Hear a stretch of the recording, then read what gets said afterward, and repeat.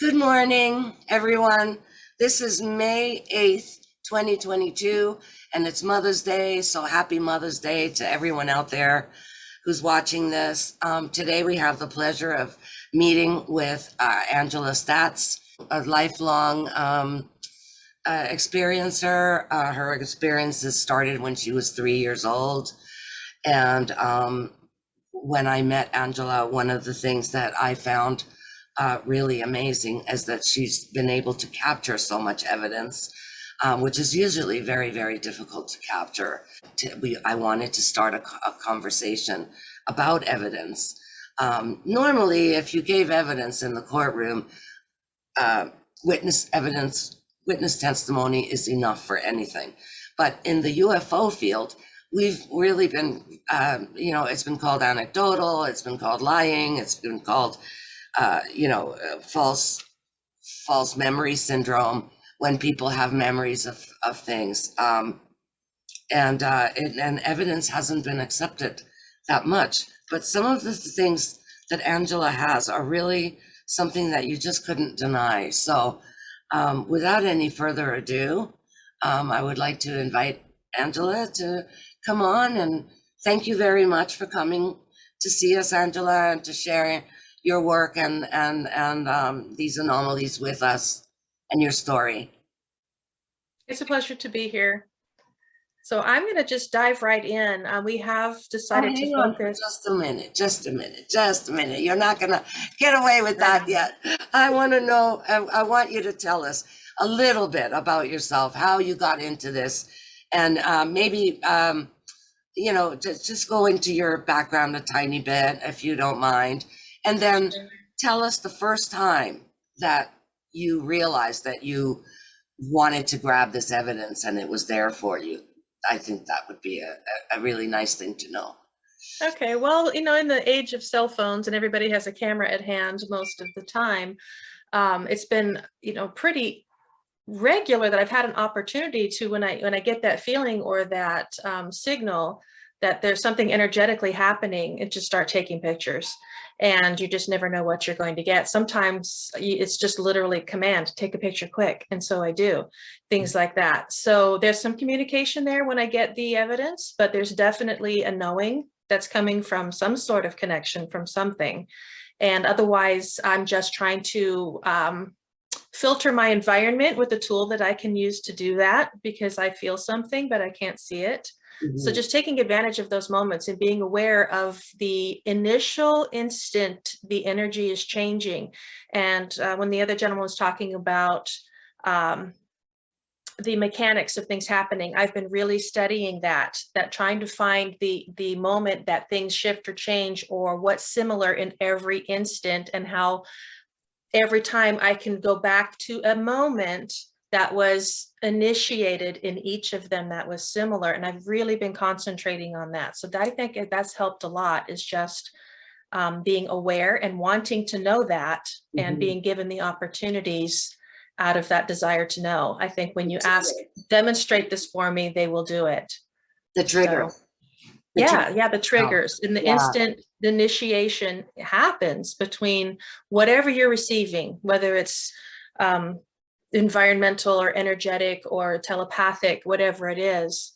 I'm always watching for that instant it begins. And then I just kind of go from there. So well, you mentioned that you were 3 years old when you had your first experience. Can you tell us a tiny bit about that, please? Sure. Things happened prior to that, mostly the shadow people and things when I was younger, even than 3. But when I was 3, I was outside in Southern California. It was a perfectly clear day. And when the sun goes behind a cloud and it gets a little darker, and then it passes by and it gets bright again. Well, there were no clouds and it was already bright, and then it got brighter. So even at 3, I noticed that, and I looked up, and there's these 2 giant hands reaching down at me from the sky. And they're made of white gold light, and all I can see are the hands, and they're coming down at me. So I reached up like this, and they closed over my hands like a little hand hug, only my entire hand only fit barely on a fingertip. They were so big. Oh, wow. Yeah. So when I was 3, I knew angels were real, because I just assumed, as a 3-year-old, that's the only thing you can in your codex of what's what, it would be the angel on top of the Christmas tree, which was white with gold glitter. So that's what I thought it was an angel. So, yeah. Oh, that's really wonderful. What a beautiful experience. Yeah, well, I think that there are angels actually, and that they're part of the phenomena. There's all different kinds of beings, but I'm pretty sure there's angels because I've seen them too. And they feel a little bit different than aliens do, than the other beings that are more like humans, like us. But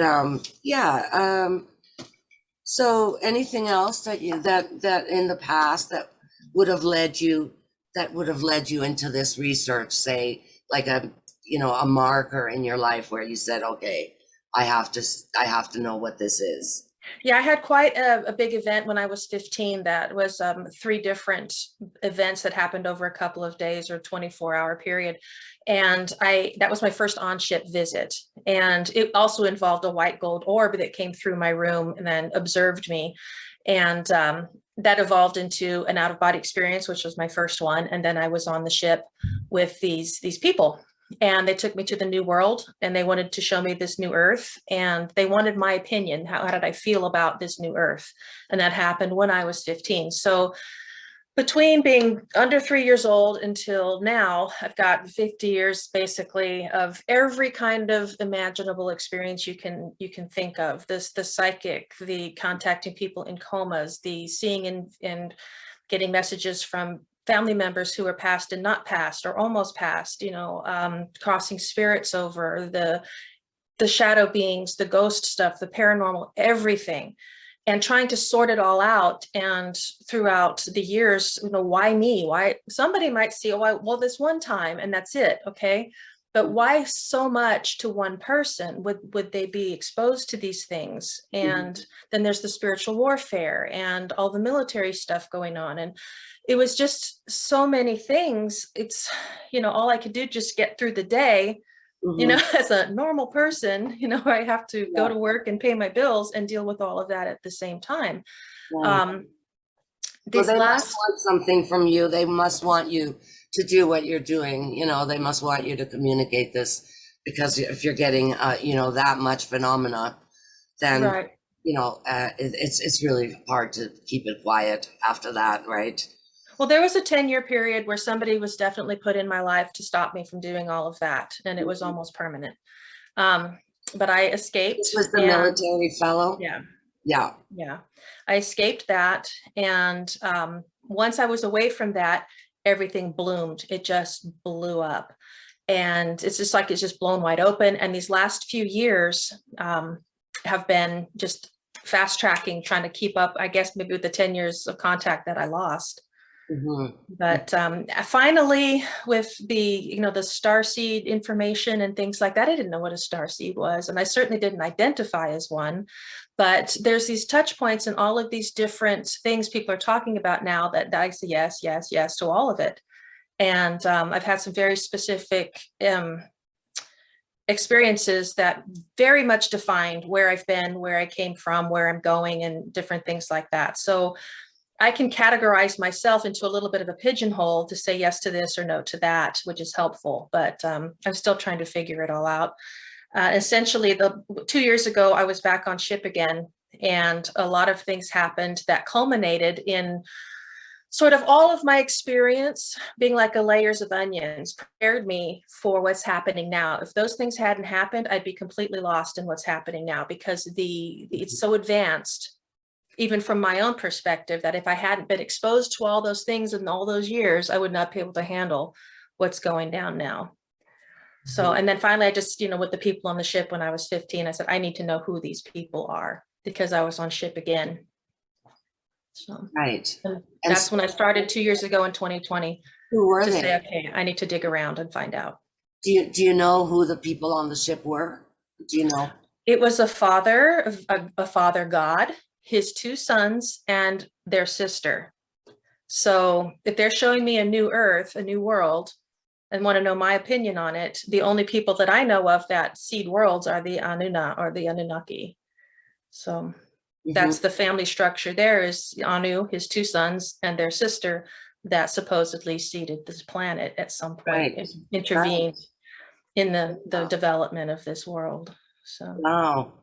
That's really they interesting. didn't come out and say it, but those are the only ones I can find that fit Yeah. that scenario. So Absolutely. Yeah. I tend to believe Sitchkin with his story. A lot of people are trying to poo-poo and say he didn't translate properly or whatever, but it feels right. His books feel right to me. Like that's actually what happened. The Anunnaki stuff, I believe that it did happen. Yeah, and as soon as you said the father and the 2 sons, it totally seemed like that. yeah. Well, Angela, if you want to get started with your slides, we'd love to hear from you. And actually, I hope that you have some of your artwork too. One thing is that Angela is a really, really beautiful, a lyrical kind of artist, and she has some really beautiful, what are they, chalks or watercolors? Watercolors mostly. Yeah. Yeah, they're really, really great. Anyway, very evocative. So I hope that you're going to show us some of your artwork as well. Yep, I can do that now. All right, just to transform from where we just were to where we're going, this was my first visit in the here and now, wide awake with little grays and tall grays. And I mean the 3 or 4 foot tall ones and the 5 or so foot tall ones. I was 8 years old and I had a friend over and she had a panic attack and had to leave the house. So her parents came and got her and took her home. And I went to bed. I wasn't even asleep. I just got in the bed. I rolled over and there they all were standing around my bed. And they were telepathically telling me essentially, we're so proud of you for making it.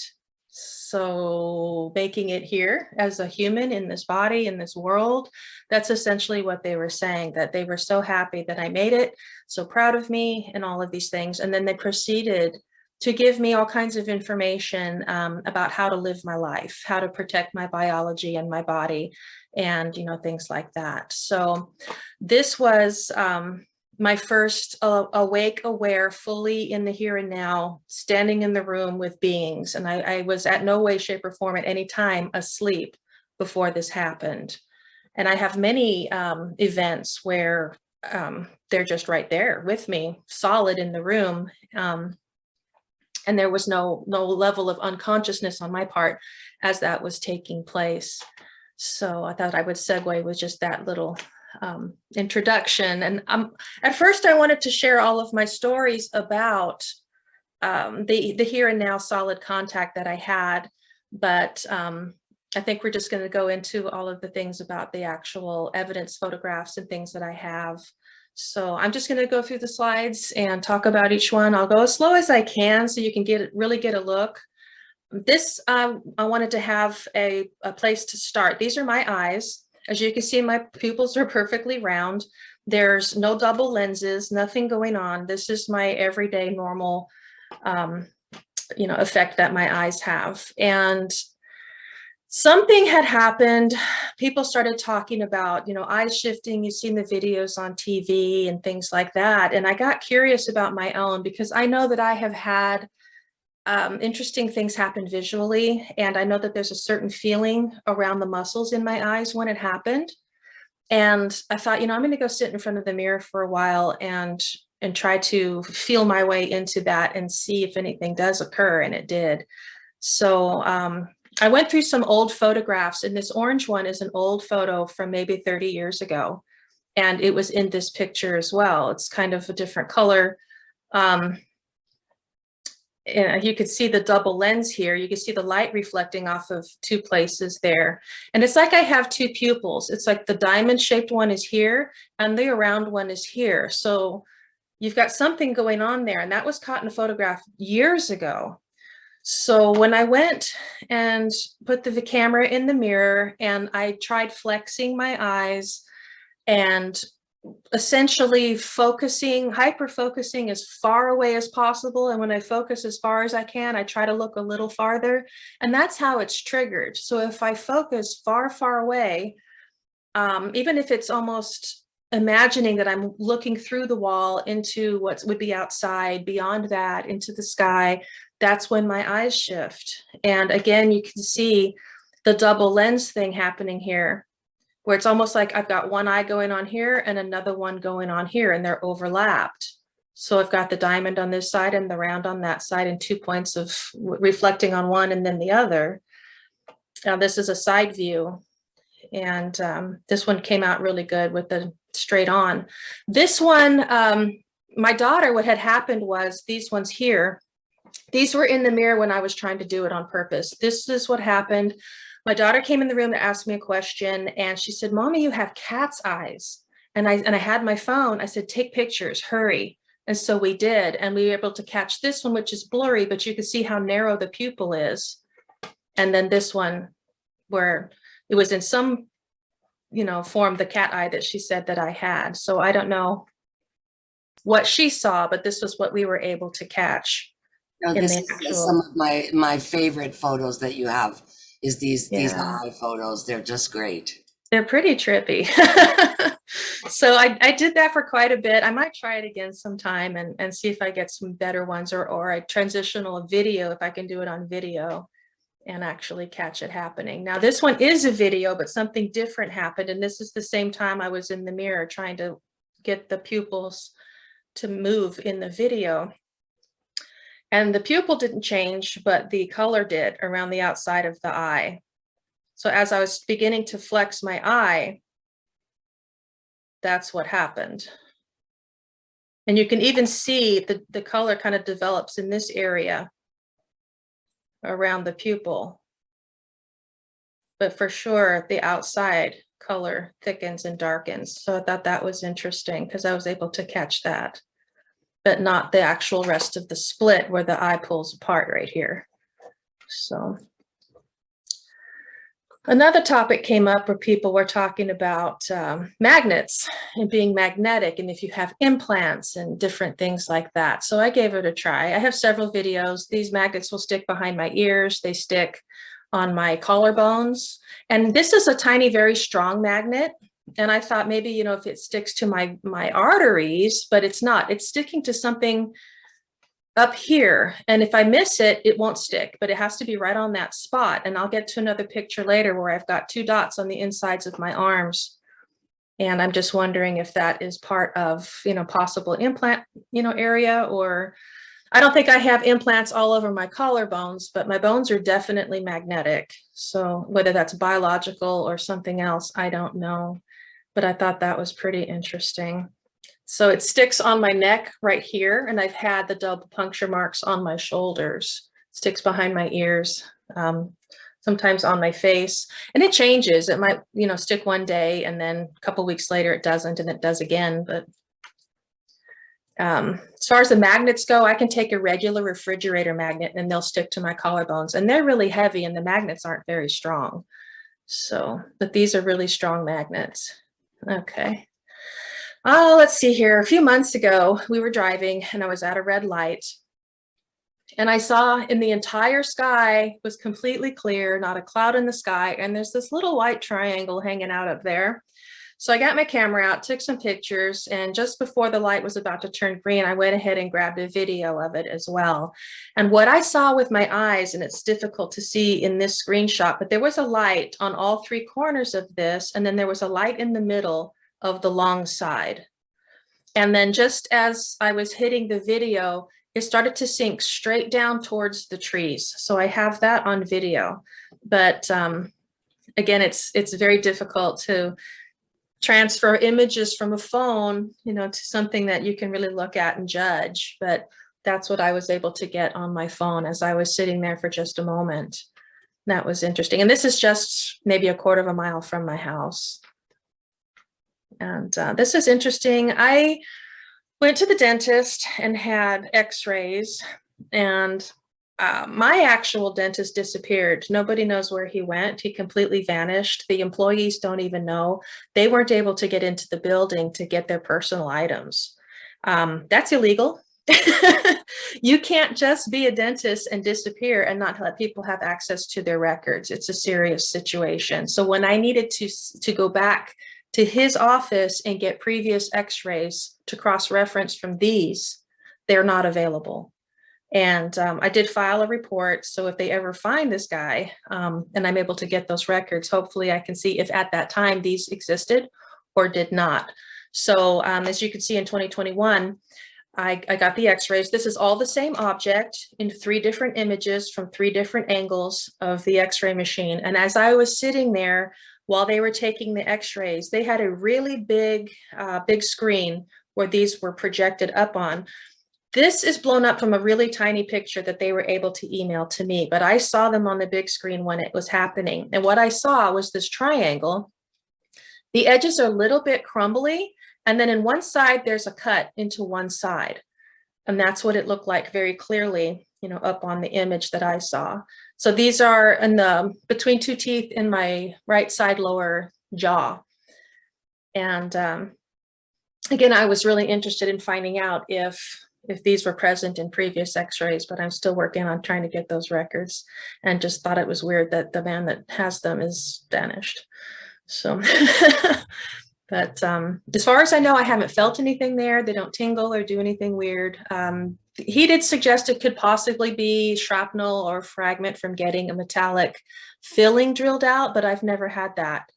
When the fillings I had as a child came out with the little teeth they were in, and I've never had metal fillings as an adult. So that's impossible to be something that was drilled out in a dentist's office. This happened, I don't know, a year or so ago. Maybe it was between 2020, 2021. This is a crystalline implant that emerged from my left side near the bottom of my ribs. And what had happened, if you can see in this picture, there's this little yellow thread right here, and there's a little one on the other side. But this thread had emerged through my skin, and as I moved, it would snag on my clothes and it would burn or sting like a splinter or a bee sting, or like you have a piece of glass in your skin. It's very sharp and it hurts. So after about 3 days, I got very annoyed because I couldn't, you know, couldn't really feel it. I could feel something, but I didn't. I took the tweezers and I grabbed hold of it. As I was pulling it, as I got a hold of that little thread, the rest of this pulled my skin up like it was stuck behind my skin. And as I pulled it, it cut through and emerged hanging from this little string like a mouse on its tail. So the rest of this was attached. And I put it on my phone and turned on the light, and you can see through it because you can see the pattern of the phone light right through this. So it's transparent in some places, and you can see it's kind of layered like shale. And as I inspected it with the tweezers and tried to break it or grab a hold of it with the tweezers are metal. So whatever this was felt and sounded like glass or stone. It was very, very hard, and it would scrape and scratch like I had sand or a rock in the metal tweezers. So it had that feel and that sound. So whatever it was extremely hard, and I couldn't break it. I couldn't do anything to it. In about 2 to 3 weeks, it disintegrated into bits of sand. But in the meantime, as it started to disintegrate, it started to break into pieces. And I have a feeling this break happened because that's where I was trying to break it with the tweezers, and perhaps that weakened it. I don't know. But that's the first place it broke, was through the middle in here. And I didn't do that. I just came back to see it, and it was like this, and then it was like that. And so it continued to just break down and become tiny little pieces of sand. I still have them. And I did get in contact with the gentleman that worked with Dr. Lear that did all of the implant removals and studied all of these things. And he said definitely yes. He's seen crystal implants before. They're very rare, but he agreed that's what this was. So this is something that has been seen by people that have been doing this for a long time. And I figured when I did take it out and saw what it was, that, well, if that was meant to be there, they'll put one back. Otherwise, you know, because I took it out, I wouldn't normally do that if I had something going on. But I've had several instances where I would wake up and have pain or sensation or something, a discomfort, and I'd go look, and sure enough, there would be some kind of something that appeared overnight. So these are perfectly round little puncture wounds that appear to have been cauterized. So they are scabbed over, but it's just very healed. But then at the same time, you can kind of see the edge where the skin is cut away. So they're not really scoop marks or injections. I'm not really sure, but definitely like a little tiny cookie cutter sort of effect. And this one is on my left shoulder. This happened after I had one on my right shoulder. But this one in particular, activated for months and months and months. It would go on and off from time to time, and it would tingle, and it would be so intense that, you know, if I touched it, I couldn't touch the tingling. The tingling was not affected by anything I could do physically to it. It was very annoying. So it didn't react to me physically, and I couldn't get to it. It's like an itch that you can't reach, but it was a large area around my shoulder where that puncture was that would just tingle all the time. And, you know, it went on for weeks and weeks and weeks. And I think it's probably been 3 or 4 months now. It's completely stopped. The one on the other side felt like a wasp sting. And so it was a different kind of sensation, but I would feel like I was being stung by a bee, and I'd be like, oh, what is that? And then it would just stop, and that would be it. And then maybe, you know, a month or so later, it would trigger again.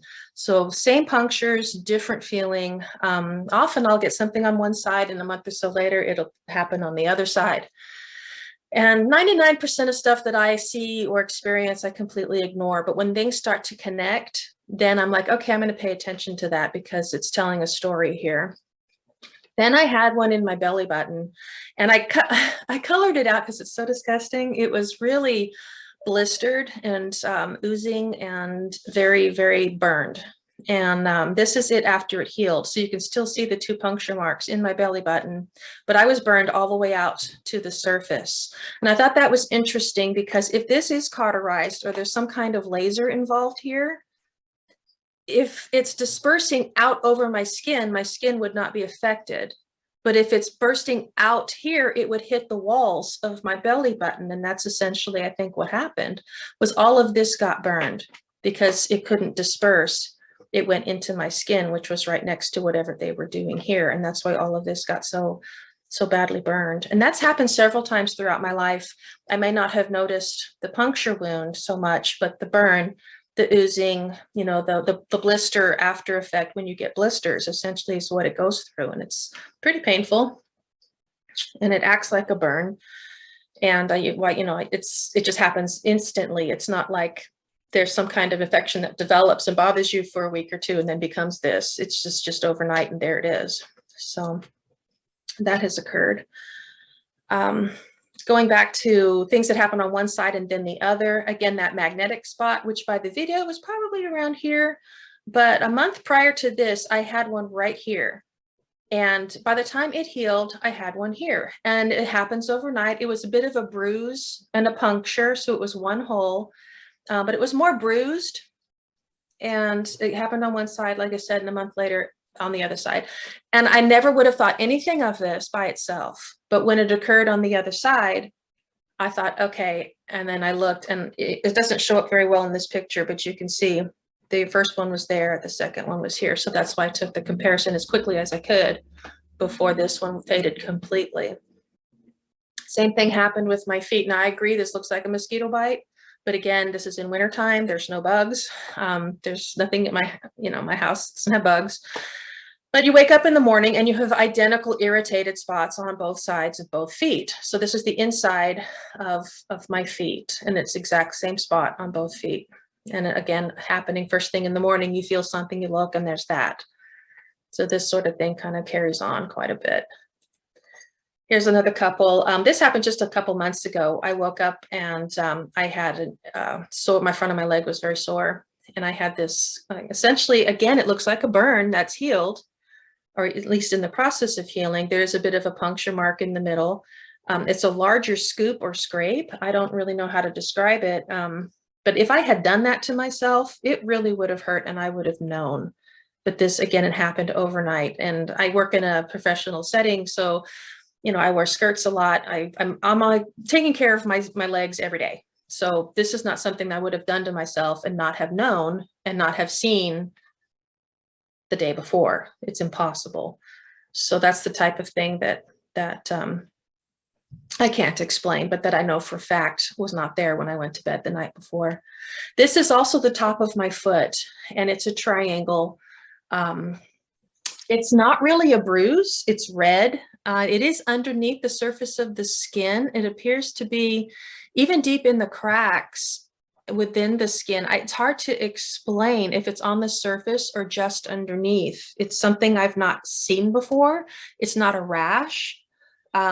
It's almost like it's underneath the transparency of the skin itself. So it's inside.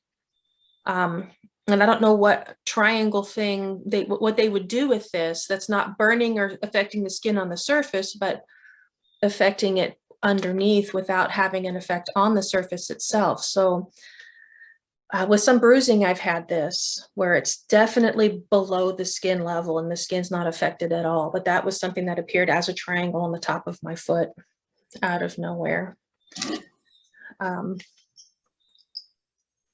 These are fun. A lot of times they'll affect my hands for some reason. I'll have these really big bruises in this spot on my hands quite a bit. Now, this is definitely a spot where you would work energetically if you had a headache or, you know, different things like that, acupressure, you know, they would squeeze that spot. And that's something that I really like. So it's possible something was happening and they were squeezing that to give me comfort or cover the pain I was going through. I have no idea. These are not things that I have any recollection or conscious recall of how these things happened. So whatever's going on that's causing this stuff, these are things that were definitely, you know, erased from my experience. So I just wake up with these and have no recall of what happened the night before, where typically I'll remember the dreams that I have. I'll remember the astral events. I remember the adventures I go on every single night. And then something like this, and I'll be like, I didn't have a dream last night. I don't remember anything. So that's a little different. Whereas typically I look forward to going to sleep because I never know where I'm going to end up, you know, if I'm on a mission or if I'm helping somebody, things like that, which in this case is what happened. I had a friend that asked me if at all possible, I was able to reach her son, and he was having spinal issues. And I said, I would certainly try. And that night I was able to find him in astral and do a healing with him. And essentially healing just involves holding someone. All I have to do is hold them. And whatever needs to happen happens. In this case, it was his spine. So when I got back the next day and I saw these bruises on my hand, I looked it up. And sure enough, this line down the side of your thumb is a spinal meridian. So whatever happened in the astral during that healing on his spine showed up on my body in my energetic nervous system meridians of the spine. So it recorded on my physical body while I was out there in the astral. And I think that's something that's important because I do believe it's possible to have an energetic experience that records physically on the body. And so it's confusing when you've had an interaction and you don't know if your actual body was there or if it was in astral or if you were in a different body. There's a lot of different combinations of experiences that we can't quite nail down what's what. But whether my physical body was there and I was bilocating or something like that, I don't know. But I do believe it's possible for your body to be in one location while your energetic consciousness is somewhere else. And then when you come back together, what you did in the energy body will manifest on the physical body. I think that's what happened here. Again, the details and the mechanics, those are the things that interest me. And that's really what I've been trying to work out. More examples of things with my feet. For some reason, a lot of injury occurs on my feet. This is more of a big thumbprint or fingerprint on my arm. Some of these, especially when they happen on my upper arm up here, and it'll always be on both sides, like someone frog marched me. I'll have fingerprints and finger marks on my upper arms. That happens quite often. And I don't think it's anything mean, but if they have to physically pick you up and move you, then they've got your body, I would think. And that's why it's leaving those marks on both sides. Why, if you were in your astral body, would they have to physically pick you up by your astral body? That does not make sense to me. So when I get things like that, I think, okay, I was physically taken, because these look like, you know, fingerprints or fingertips, things like that. This one, I do recall what happened. I was thrown back into my body so hard and so fast. I did not have my normal time to transition. And there was a very powerful lightning-like energetic expulsion that exited my left foot. And that's the bruise that it left. And it's almost like there's 3 lines or maybe 4 coming together that went out through my toes. I have several pictures where these toes here are just purple for the same reason. I think the energy leaves somehow, for some reason, through my feet when things don't quite go right. And it leaves these sort of lightning burns behind. But that was definitely something that I recall happening, and then having that the next day. I can add that I probably should have gone to the hospital after that one, because oh goodness, it affected my kidneys. I felt like all of my internal organs were in the wrong place. I was hurt. And I did pass blood for 3 days. And like I said, probably should have gone to the hospital, but I was fine after that. The second day, I felt like perfect, like everything was okay. I felt great, but I still had that other thing going on. And as soon as I got really concerned about it, it decided to stop. So I never went. But that was a really hard one, energetically being, and you know, essentially it was for my protection. I was being removed from a situation that I could have been very harmed in, and they just got me out of there as quickly as they could, and that's what happened. That doesn't happen very often, but that was the biggest, strongest one I've ever encountered. So going back to phenomenon in my house, I've had every kind of paranormal situation you can dream of. Again, talking about being aware something's happening and starting to take pictures, and this is essentially what these are.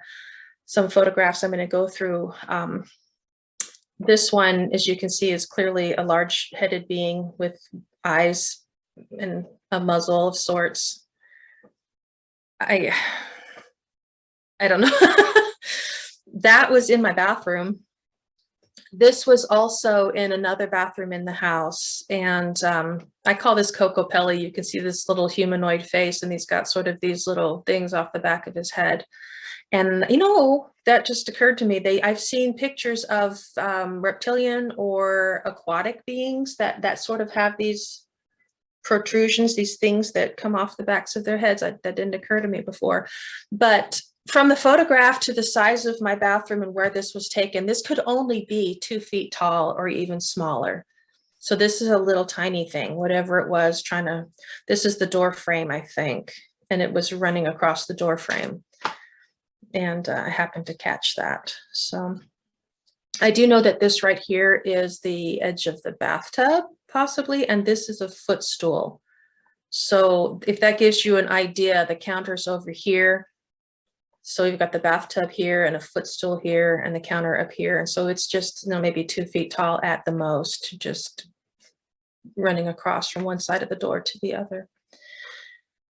And I was up in the attic one night. We've had a lot going on in here. And in my attic, there is, it's completely dark. There's a big storage area over the garage that you can access from inside the house. So it's semi-finished, completely dark, absolutely no light whatsoever. And in this situation, I just went up there to talk, you know, to whatever was present. I had kind of had enough of all of the activity. This area is close to all 3 of my children's bedrooms. And I just went up there to sort of commune with the energies and, you know, set some boundaries. And I took photographs. I had someone with me and they were physically pushed into me. So that did happen, and I started taking pictures. Now, the photographs, the originals are completely black. There's absolutely nothing in the picture. If you take the picture and look at it, it's black. When I went to filter all of these black photographs, this is what came up. So I have, I don't know if you're able to see this one. This orb actually came up the stairs and around the corner and into the room, which is outside of the attic. It was caught on a video camera, and on the video, it looks like a black pulsing orb. On my camera, I caught it, and it's this blue one with this little face inside with the large eyes. So that was interesting that we were able to catch that on 2 different cameras, and it looked different on each camera.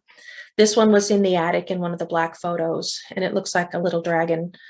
He does have a body. I mean, you can clearly see the shoulders here and an arm and possibly a bicep and a chest.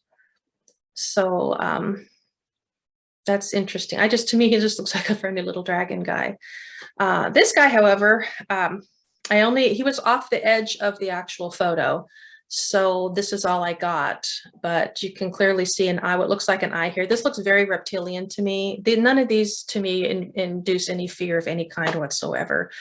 If he was in there, possibly this is what pushed my friend to get him away from me. I don't know. Maybe he's jealous.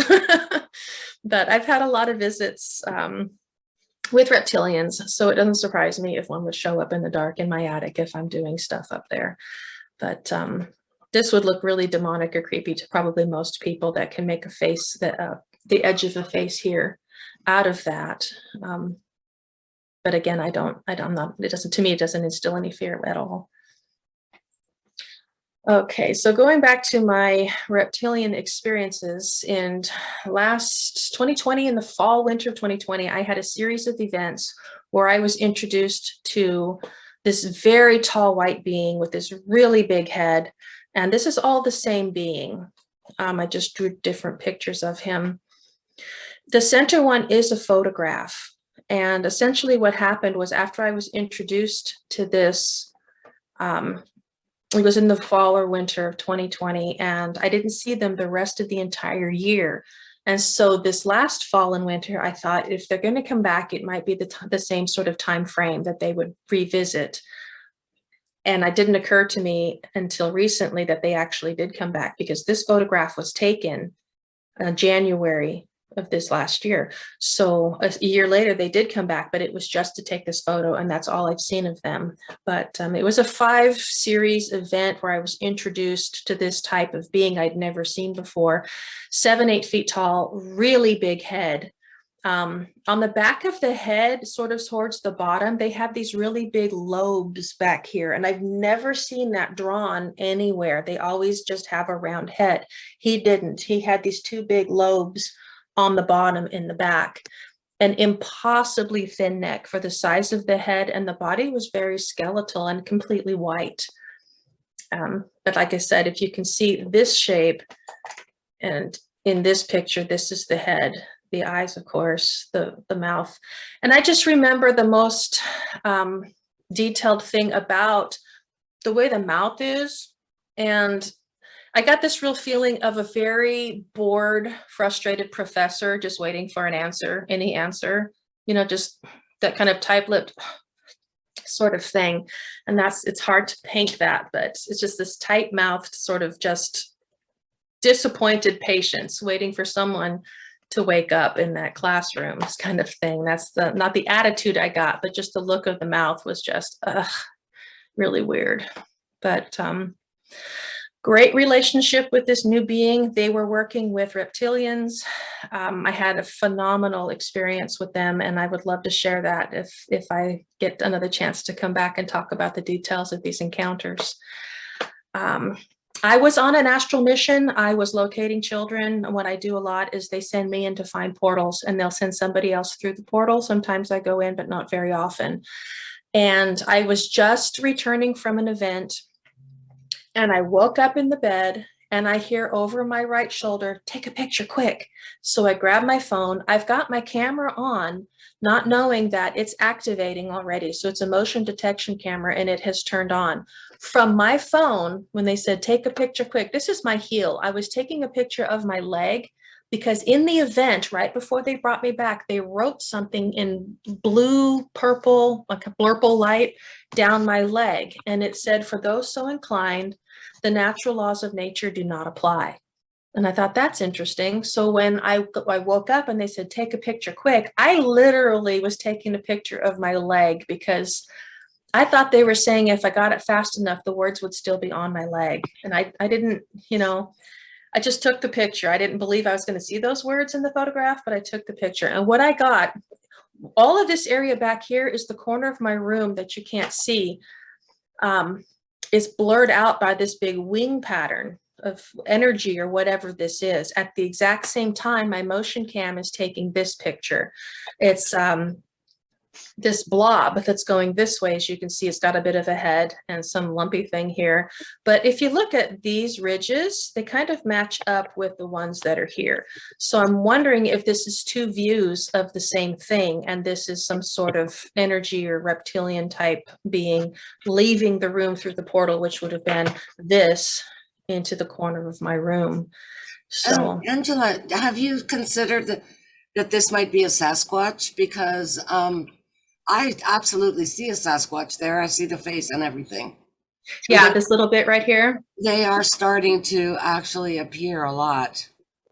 I didn't get that feeling. The being that brought me home was actually an extremely large, broad-shouldered thing that had a helmet on that was so big. It was like shoulder to shoulder, like 2 feet wide, a big round helmet, which I thought was really funny because on its back, it had 2 little bitty bumblebee wings. And I'm thinking, how are you going to fly me and all of you with those little bitty wings? And I just thought that was humorous. But that's what brought me home. And this is what I got when I got back and they said, take a picture quick. So I don't have the answers. I have a big glass of maybe juice I need to drink and go over these things. But having to catch all of this at the same time on 2 different cameras was pretty interesting when they said to take that picture.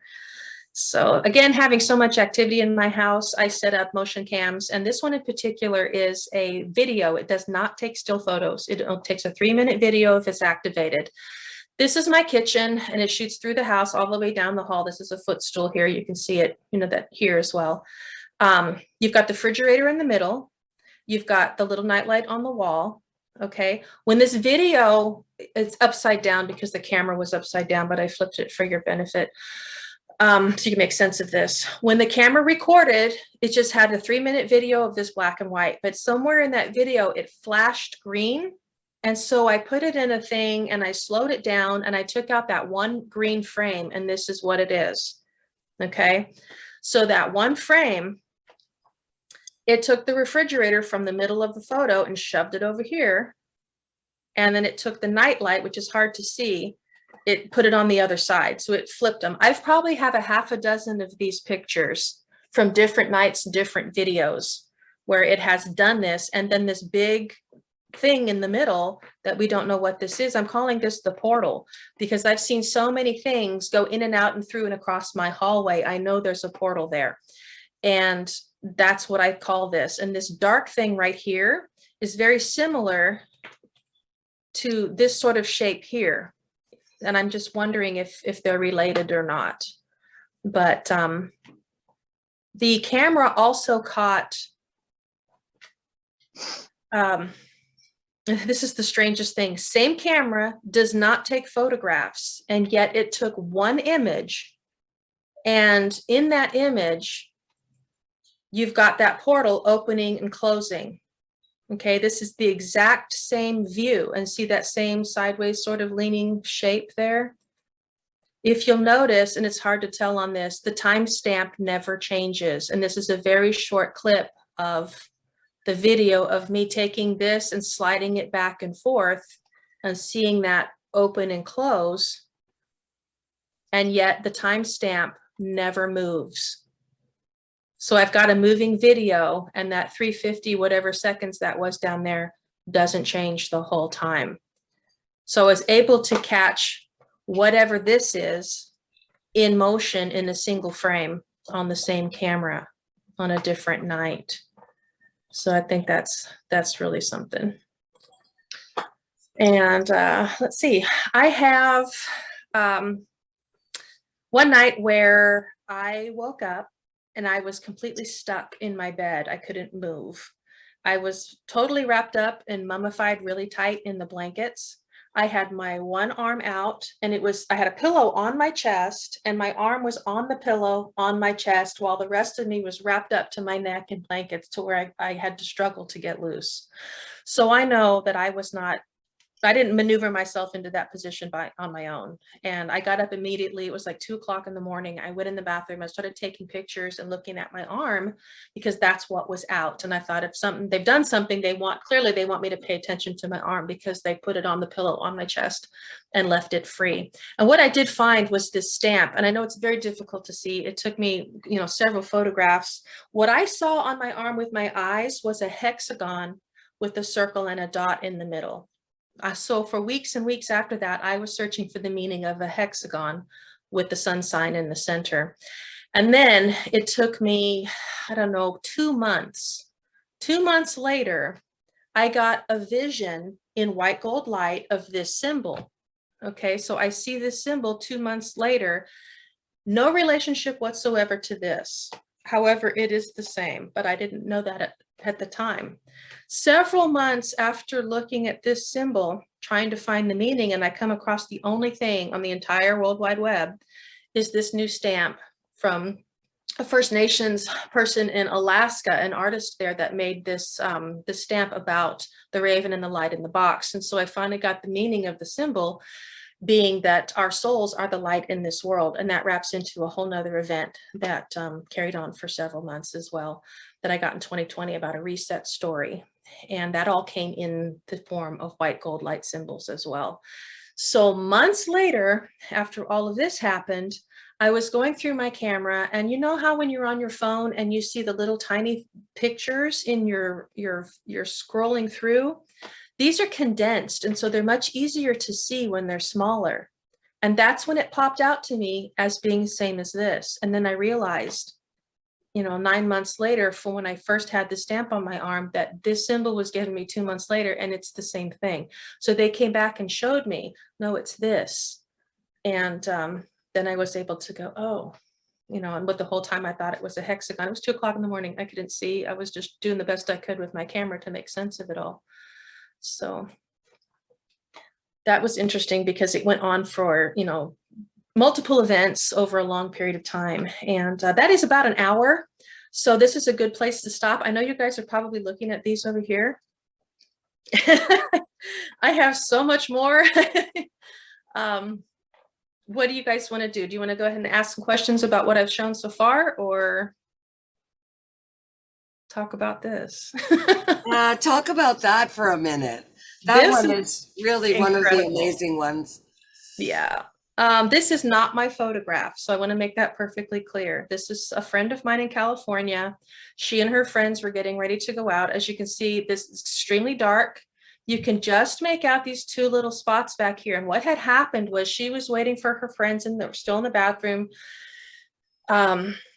getting ready, and she was taking a selfie. And in the selfie, over her shoulder, she sees these little eyes, and she's like, oh, ha ha, look, an alien, and takes the picture, and she later on, when her dad pointed out those are alien eyes, and they talked to, she had an absolute meltdown, just a complete full-blown panic attack. They never saw this. They gave me the photograph expecting me to take and look at these tiny little white spots and make something of it. Well, I filtered it, so I found what was really in that picture. And when I showed them this, that was it. They completely lost it. But I have sent this to a few people that I trust very, very much. And they said this is the most intriguing photograph they've ever seen. They can't debunk it. So it's phenomenal. It's just an absolutely fantastic picture. And they didn't even know what they had. They were just looking at these tiny little gray spots that you probably can't even see if you're on your phone watching this.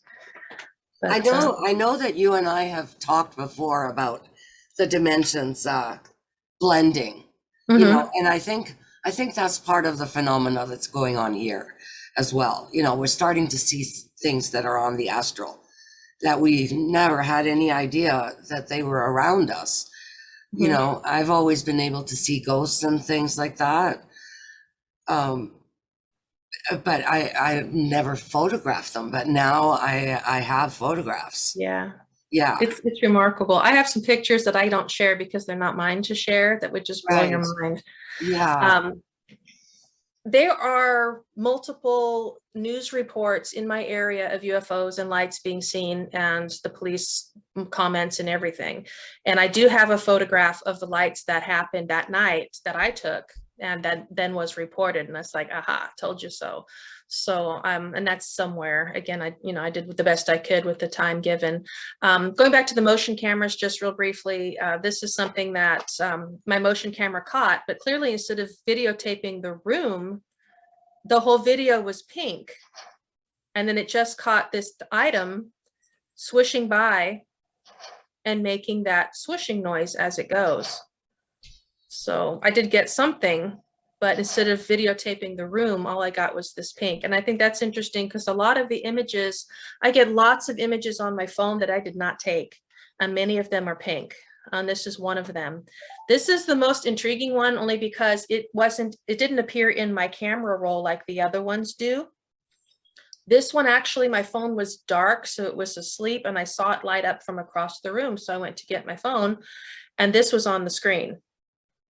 And so I took a screenshot really quick before it disappeared. So this is a screenshot of something that came up on my phone from an asleep phone to this. And I'm still working on what that means. But this is another one, for instance, this dappled sort of effect that you get a lot of times is what comes up when you take pictures of things energetically. That's what happens. This is in the same area in the foyer of my home, and that's that hallway that's so active. And this is just around the corner going up the stairs. So these energetic disturbances are pretty common in photographs, but it's that grainy sort of bubbled glass effect that runs through a lot of them. And this one is a whole nother story I can go into another time, but I thought this looked like a little space puppy with a helmet on, and these are the eye lenses, but actually this is the hallway wall. So if you were to turn this photo slightly this way and look at this as the up and down, there's a face right here, okay? This is the forehead, and this is between the two eyes. It's like he's got his head sideways and he's holding this ball up to the camera lens, and that's a fingertip, and that's a fingertip, and that's a fingertip, and he's holding this thing up to the camera. He's like this, holding this thing. I can see that for sure. Yeah. It's just the craziest thing. And I took several photographs in that series because something happened in the hall. My dog reacted to it. I was just standing right there, like 6 feet away from this corner, essentially where I'm standing to take this picture. And later on, when I went to go through the photographs, all the pictures I took were there. And then this one was the last photo. And if I took this photo, none of this was there. I don't have anything red in my house. I'm not wearing nail polish. I can't explain it. So something appeared in the very last photo, and I was literally probably just even taking the phone down to put it away because it's turned and I was, it's off. I was taking pictures up here, not down here. But I did do a lot of paintings of things that I've seen. This one in particular is from a photograph that I don't share. It's the most beautiful light being, and it's a picture a friend of mine took. He has a really amazing relationship with the beings around his home. He sees them all the time. And she shared the photo with me and I painted it. So that's what that is. So this one is one that I saw wide awake standing in my room after I had moved 2,000 miles. He just popped in to say, yeah, we know. So if you want to go ahead and we can stop there and you guys can ask questions, or, after, if there's no questions, we can look at other things.